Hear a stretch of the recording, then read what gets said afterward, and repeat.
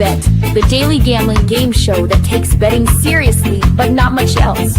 Get our favorite plays on the totals, sides, props, exotics, and futures to jump on now.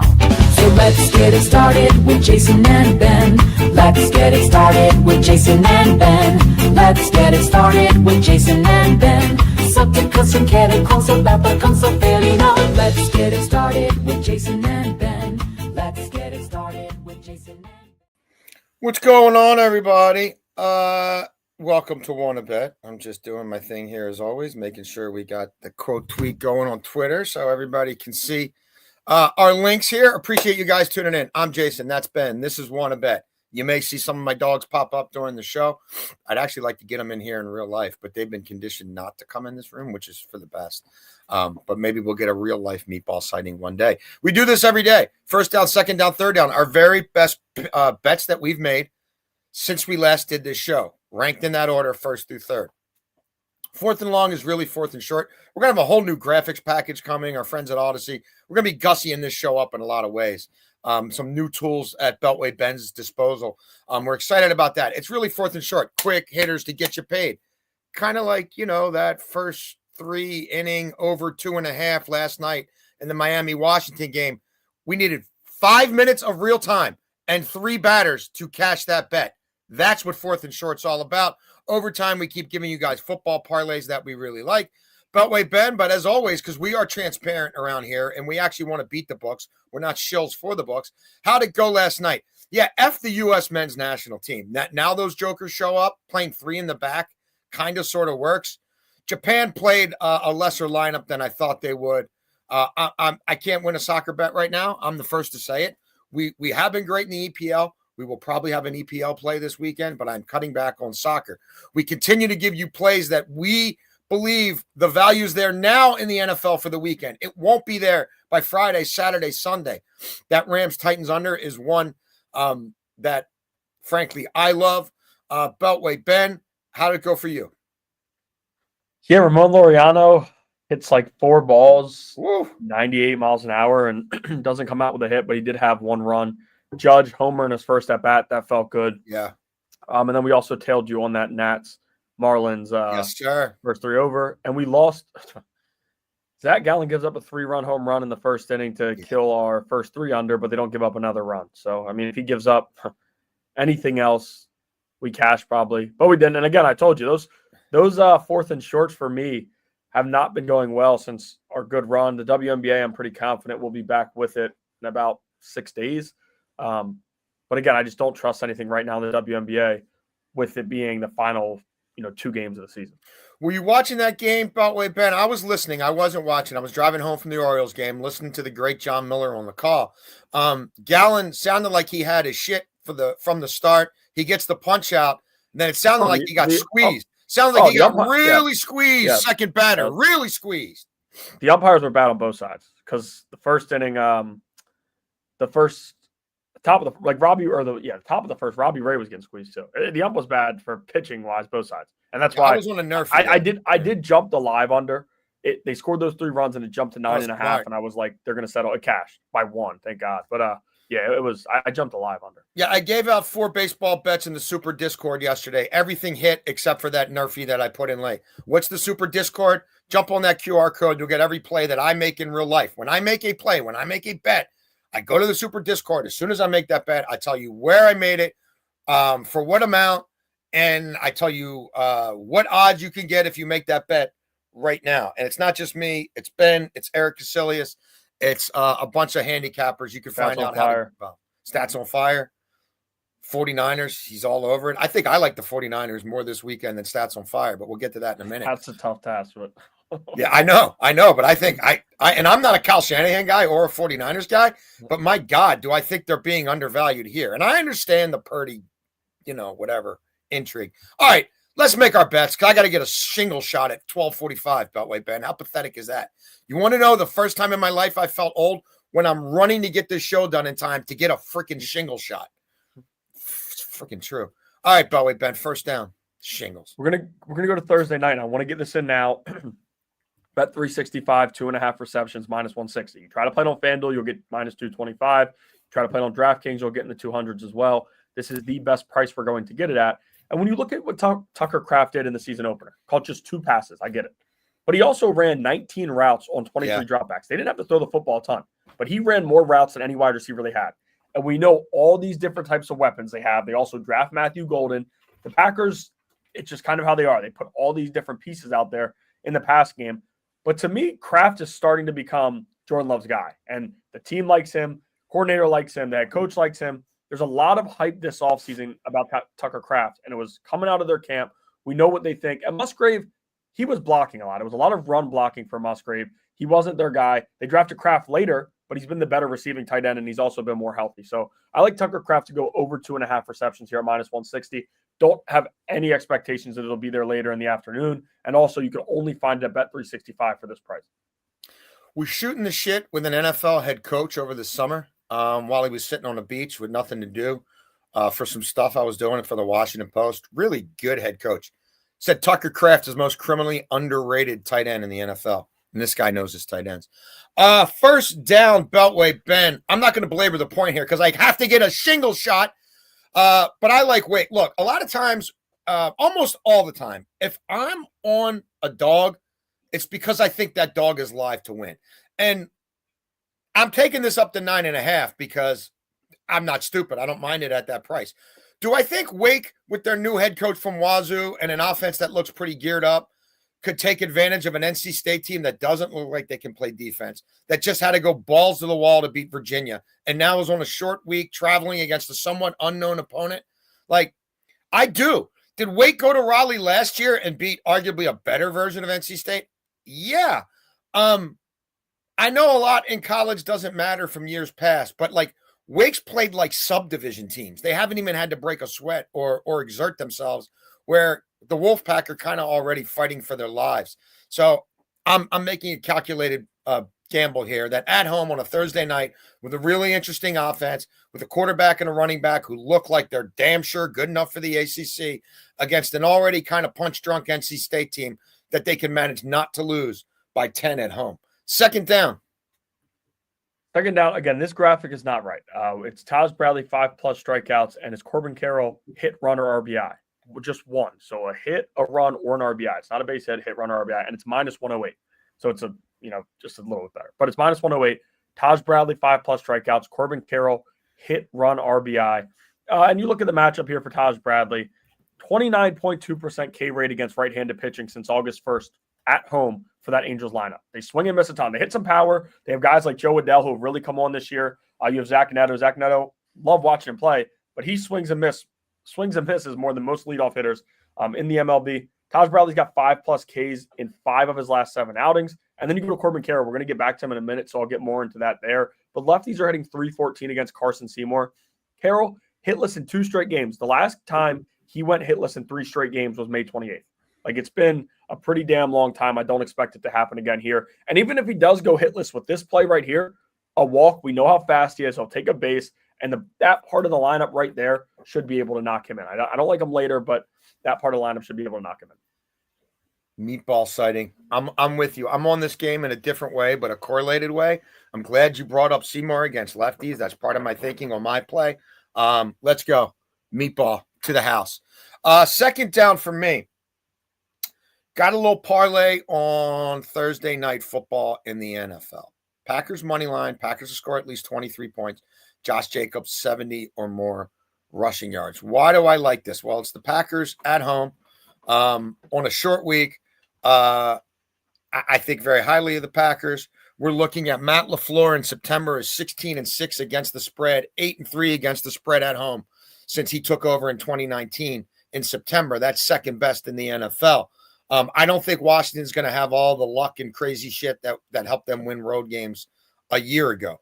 I don't buy Dan Quinn's defense, and I especially don't buy it against the McVay family tree.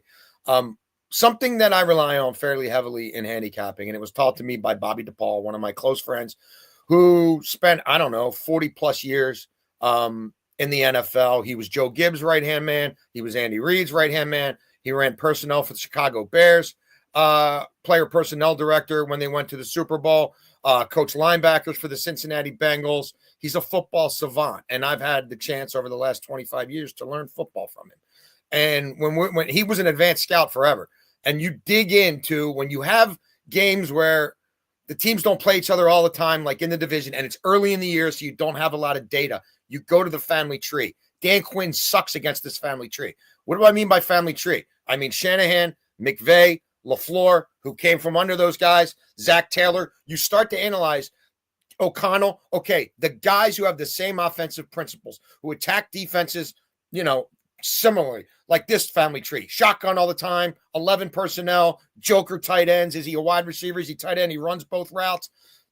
Every down backs. What does that look like? It doesn't look good for Dan Quinn, and especially doesn't look good when he faces LaFleur.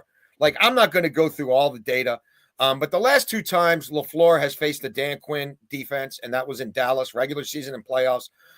31 points the first time, 48 points the second time, 415 total yards in both games, 6.8 per play in one game, 7.7 per play in the other. Why do I like Josh Jacobs here at a really manageable number, besides the fact he's a great back, and he gets over 70 all the time? Well, Aaron Jones against Dan Quinn's defense had 24 for 138 in one meeting and 21 for 118. And you could tell me Dallas couldn't stop the run. Those teams. Yeah, they couldn't. But I don't believe that neither can this iteration of Dan Quinn's unit in Washington. Don't let last week fool you when the Giants played without a quarterback. What do I see there? A lot of volume in the run game. Deep shots, play action, volume in the run game. That 70 number is manageable to me. And again, I think the Packers, I've got a lot of plays on this game in the Super Discard. I think the Packers go over 28 pretty easily, frankly, in this game. So for plus 132, you rather do a Jacobs anytime touchdown. I've given you guys a small parlay with a Jacobs anytime touchdown already, but that's a template I would be looking at. Third down, Ben. We're going to get back to Corbin Carroll, like I said here, and we're going to go with his hits, runs, and RBIs, and we're going to play it at minus 145 for 1.5. I like 2.5 because I know some books have that, but you could take it down to 1.5 and still get it a fair number. I touched on Seymour against lefties real quick. Seymour on the road against lefties, 375, 483, 625 slash line. They are mashing him, or at home, sorry, at Oracle Park. That's on the road. At home, at Oracle Park against left-handed hitters. They're hitting him hard. And that's really been like righties are hitting like 180 against him. He's been good against righties all year. But this is they're going to stack their lineup with lefties like they always do with the matchup games. And I do think Carroll comes through. I mentioned it before. Last time he went hitless in 3 straight games was at the end of May. We need a hit and run here. If he gets on base, he is taking a second base. He absolutely will be running, as he always does. He walks a lot. He gets over by a walk and a hit. He comes around and scores that cashes for us. Last night we had Ramon Laureano score a run. Wish he would have picked up a hit in any of the balls that he hit hard last night. But again, all we need is 2 hits, runs, and RBIs. I love these plays more than total bases because to me, if you hit a double or if you have multiple base hits, you already cash. Usually, if you go over your total bases, it's very rare you don't go over 1.5 hits, runs, and RBIs.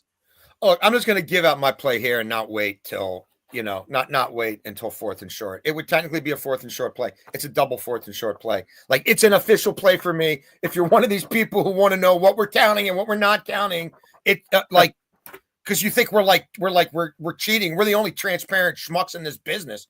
We tell you when we're cold. We literally tell you when to fade us. We talk about markets we're not doing well. Like, don't touch me in international soccer right now. This summer was a different story. All right, we're going over 2.5 first 3 total runs here. I don't know why this is priced at minus 112, but when I saw it last night, I jumped on it. I wasn't waiting around. Okay, he's covered why Seymour looks like he's going to be dog shit today, okay? On the other side is Eduardo Rodriguez, who we love to fade around here. Eduardo's 2 outings against the Giants this year, 4 innings, 5 hits, 4 earned runs. 4 2/3, 7 hits, 5 earned runs. Eduardo Rodriguez, since July 1st, in the first 3 innings of ball games, has a 5.01 ERA. The league against Eduardo Rodriguez since July the 1st, in the first 3 innings of games, 309, 373, 426 slash line. We're over. It's again, we don't have the graphic. We're over 2.5 runs in the first 3 innings of that Arizona-San Francisco game. That's an official play for me as well, if anybody wants to keep track at home. If you've got that little of a life that you don't trust our numbers. 4th and short, Beltway. Yes. I know you have third down play to get to, right? You're real right. quick. You're right. I'm not going to belabor the point. Look, I understand that Brock Purdy is quasi-questionable to play this game. He finished the last game executing the offense despite some key injuries. My gut instinct is, having covered the NFL for a long time, I think he's playing in this game against the Saints. Even if he doesn't, I'm fine with Mac Jones. I can't believe I'm saying that, but who was Sam Darnold before he got with Shanahan? I'm not a Shanahan truther. I wouldn't like this in a lot of places, but in a dome, completely climate controlled against a horseshit team who's got a coach. I don't know if you watched the Saints game last week. I watched it religiously and went back and watched part of it because, as I told you guys, I was heavily leveraged. There are 4 or 5 games I was heavily leveraged on last week. That was one of them. I don't think that guy's a head coach. I don't think Spencer Rattler is an NFL quarterback. And guess what? That game, I dinged the Cardinals because the Cardinals were worst. My power rankings, I didn't move the Saints up.